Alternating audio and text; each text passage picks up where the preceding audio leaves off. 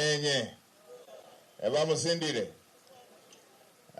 Asante sana, asanteni sana. Tumepita na ndugu zangu, kama mlivyosikia, nilipewa taarifa kwamba kuna hali ya TARI hapa kwenye daraja letu ambalo linajaa mchanga, na kwamba kama mchanga utabaki na mvua zikiendelea, huenda tukapata shida ya mawasiliano kukatika. Kwa kuwa nilikuwa na ratiba kama mlivyoelezewa na Mheshimiwa Waziri na mbunge wetu upande wa Mikumi, nikasema basi nitarudia barabara hii ili nijionee kabla ya hatari kutokea. Nimeona ni kweli pamejaa mchanga, na kama mvua zitaendelea ni kweli kunaweza kukatokea madhara. Na kwa hali hiyo ni lazima tuchukue hatua za haraka, hatua za muda wa kati na hatua za muda mrefu. Na ninyi kwa sababu ni wenyeji wetu hapa, mnaweza mkatuelezea zaidi haya mabadiliko yanayojitokeza. Kuna siku hapa ukipita unashindwa kujua mto wenyewe uko wapi, kwa sababu pote panakuwa ni mto. Hata sasa tukiangalia ile kona ya mbali kabisa kule, inatupa ishara kwamba pakiwa na mvua kubwa pote panakuwa ni mto. Kwa nikupongeze sana Mheshimiwa Waziri na mbunge wetu mwenyeji. Kwanza ulishaliona jambo hili, tumeongea mara kadhaa, na kwa sababu wenzetu wa TARURA wapo na wenzetu wa TANROADS wapo. Meneja wa TANROADS yuko wapi? Meneja wa TANROADS, mmejipangaje na jambo hili? Mpeni mic.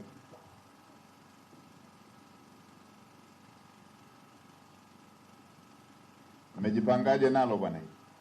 Mheshimiwa Waziri Mkuu, tumekuwa tukifanya dredging kwa kila mwaka, ambapo kwa miaka takribani miwili tulikuwa tunafanya dredging, lakini muda wote kila mvua zinaponyesha mchanga unarudi. Kwa hiyo Mheshimiwa Waziri Mkuu, kutokana na ufinyu wa budget tuliokuwa nayo, mwaka jana tulifanya kwa kiwango kidogo sana, ambacho kimepelekea baada tu ya mvua kunyesha mchanga umerudi tena kwa kasi kubwa na hatimaye kuonekana kama unavyoonekana, na hivyo kupelekea kwamba tunahitaji kurudia tena kufanya kwa mara nyingine ili kuweza kunusuru daraja letu pale ambapo mvua zinaponyesha. Huwa mnafanya mwezi gani? Mheshimiwa Waziri Mkuu, mara nyingi huwa tunafanya mwezi wa 12 na mwezi wa kwanza ili kuziwahi mvua. Kwa muda huu wa mwezi mkafanya ikiwa mvua zinaendelea. Mheshimiwa Waziri Mkuu, kwa namna jinsi ilivyo ni ngumu kuingiza mitambo kwa sababu kutakuwa kuna titia. Najua nitasema ni mabadiliko ya tabia nchi.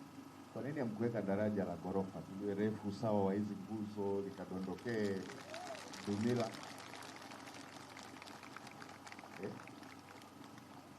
Mheshimiwa Waziri Mkuu, kuna usanifu ambao umefanyika. Usanifu ndio maana nimeuliza hivi, ndio nao gombanaga nao kila siku. Ndio. Tivila, unakumbuka daraja la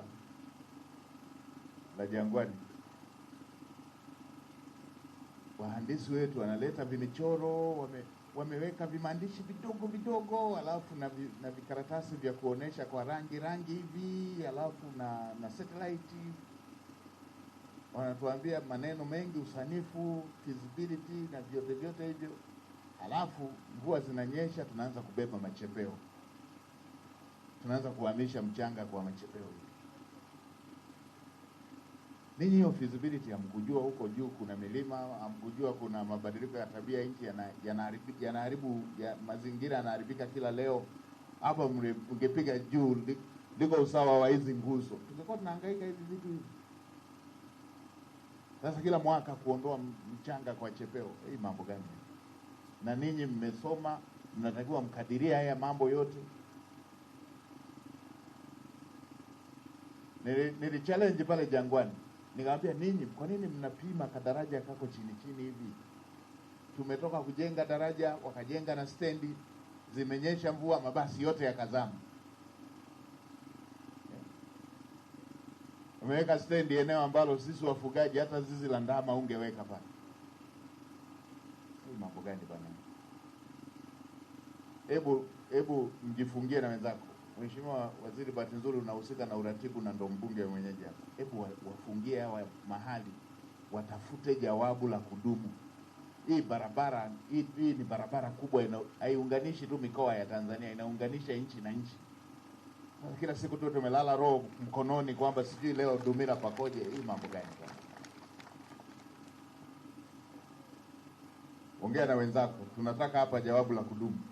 Hii mambo ya kuja na chepe hapa kila siku. Nimepokea Mheshimiwa Waziri. Hii haya yabaki ya mambo ya zamani bwana. Nimepokea Mheshimiwa Waziri. Lakini pia nimeelezewa pia, ili sijui linaangukia halmashauri, sijui linaangukia TAMISEMI, sijui linaangukia madini. Mchanga ukijaa unahatarisha daraja. Hapa mchanga ukijaa unahatarisha daraja. Wakija wanaochukua mchanga mnawatoza. Sasa mngewaruhusu wawaondolee kwa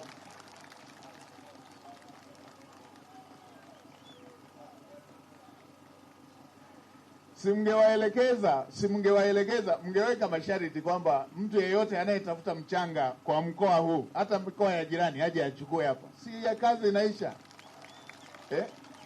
Mkurugenzi yuko wapi? Mkurugenzi. Sasa huko daraja linataka kupelekwa kwa sababu mchanga umejaa. Watu wakija kuchukua mchanga mnawaambia wanunue. Si muwape waondoe. Waondoe hata usiku na mchana. Eti.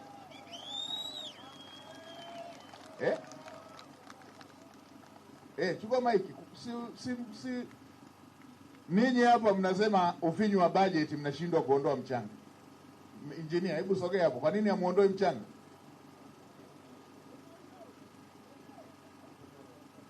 Kwa nini hamuondoi mchanga hapa? Mheshimiwa Waziri Mkuu, huwa tunatenga bajeti kidogo ambayo haitoshelezi kuondoa kwa kiasi kikubwa. Ndio nauliza, kwa nini hamjaondoa mchanga wote hapa? Ufinyu wa bajeti. Ufinyu wa bajeti. Wanaokuja kuchukua mchanga kwa nini mwanzuie? Si waachilieni tu hapa, wakija wakichukua. Sombeni mchanga, sombeni uondoke. Mkurugenzi, ninyi hamna bajeti ya kuondoa mchanga. Na serikali hapa, au mnafanya biashara ya mchanga, au ni mchanga wenu?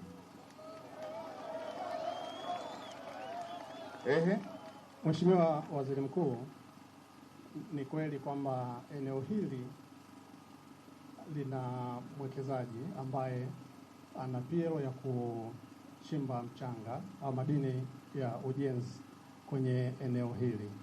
Sisi halmashauri tunachukua service levy kutoka kwa kila lori ambalo linachimba mchanga mahali hapa. Kwa hiyo vijiji ambavyo vimezunguka eneo hili vilibuni na kufanya kwamba ni chanzo chao cha mapato. Kwa hiyo lakini wanashirikiana pamoja na mwekezaji ambaye alipata leseni hiyo kutoka kwa ofisi ya madini ya mkoa. Ninyi mkiondoa mchanga hapa mnaupeleka wapi? Ngoje tulieni tumpe haki ya kuchambua, ya kujibu. Ninyi mkitoa mchanga huu hapa kwa gharama hii kubwa tunayoongelea, tuna ufinyu wa budget, na mnaupeleka wapi?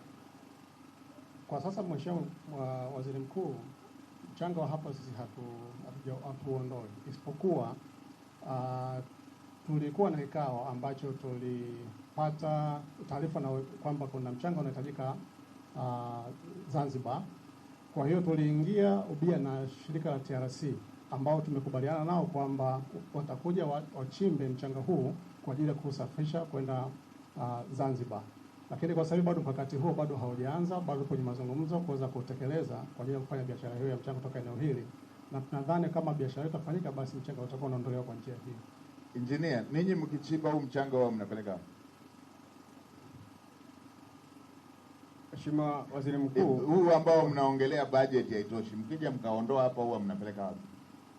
Mheshimiwa Waziri Mkuu, huwa tukichimba huu mchanga sisi huwa tunaweka kama kingo pande zote hizi mbili. Hamuuzi? Sisi Mheshimiwa Waziri Mkuu huwa tuuzi mchanga. Na mnatumia gharama kuchimba, mnatumia gharama kuuchimba, bajeti ya serikali, si ndio hivyo? Ndio Mheshimiwa Waziri Mkuu. Mbona hilo unajibu kinyonge? Mnatumia gharama na kwa sababu ya ufinyu wa bajeti tunahatarisha daraja. Kwa nini msiwakatie wananchi hapa eneo ambalo linajaza mchanga, kwamba ukichimba hapa hauchajiwi, unachukua unatusaidia kuondoa daraja liwe salama, na hiyo haitakuwa na bajeti, haitakuwa na majira. Ni muda wote mtu akihitaji mchanga mwelekezeni achukulie hapa ambapo panahatarisha daraja.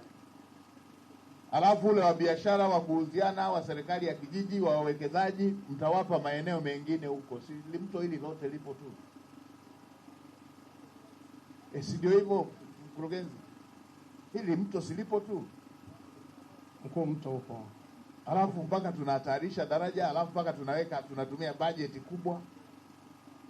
Mnajua asili, nature, Mungu alituumbia vitu vina balance. Ndio maana ukiua nyoka wote shambani, ujue utahangaika na panya. Ukiua panya wote ujue utahangaika na nyoka. Hii nature ndio ilitengenezwa hivyo. Kuna vidudududu tu hivi vinakusumbua, wewe unaona vinakusumbua. Ukiviua vyote, ujue mimea huko, sijui alizeti, sijui nini